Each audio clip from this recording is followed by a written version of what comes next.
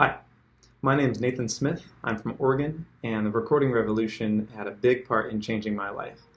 I'm talking to you from the office of a music department at a college where I teach, and the recording revolution is a big part of the reason why I teach here. So a couple years ago, I was a private instructor at a very large music retailer and had a bunch of songs that I knew I wanted to record an album. I record worship music for my church. And I knew that the songs were good and they were ready to go. And I had done an EP before, but I had recorded it down in California. And I didn't have the money to do that again. I knew that they were good, but I knew that I needed to do them myself. I had a couple of tricks and I knew a little bit about recording. I bought Logic on my computer, but I didn't really understand the process. And I knew that. And so I found the recording revolution from a reference from an ebook that I had bought, and I thought, okay, let's just start at the beginning. So I bought the basic, what did I even call it? I can't remember what Graham's first program was, but I bought that basic introduction into recording. I said, okay, I'm going to be a beginner. I'm going to act like I don't know anything. I'm going to watch these videos and see what I can learn. And it was great.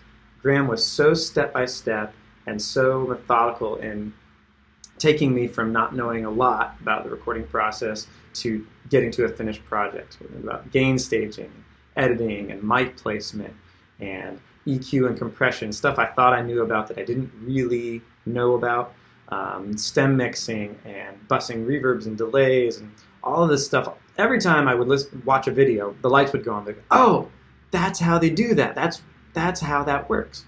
And so I took notes. I filled up an entire notebook of notes, and then as I was recording my own project, I would refer back to those notes constantly. Okay, what's he doing on the bass? What's he doing? How's he doing that parallel compression trick?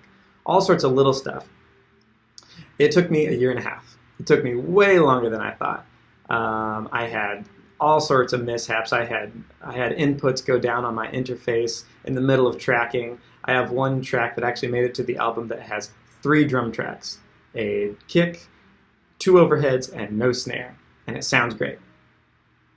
Who would have thought? That is what I learned from Graham, not just the recording, but Graham is also kind of a life coach when it comes to recording. He talks about just getting stuff done and pushing through, which is what I had to do a lot of when I was recording my album. I should mention, if you're looking for it on iTunes, it's Nathan Lee Smith, and the name of the album is Go. It has me riding a bicycle on it. So check it out if you'd like to.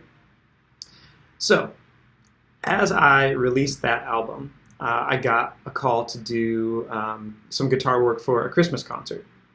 And I got talking with the musical head of the college where I was doing this gig.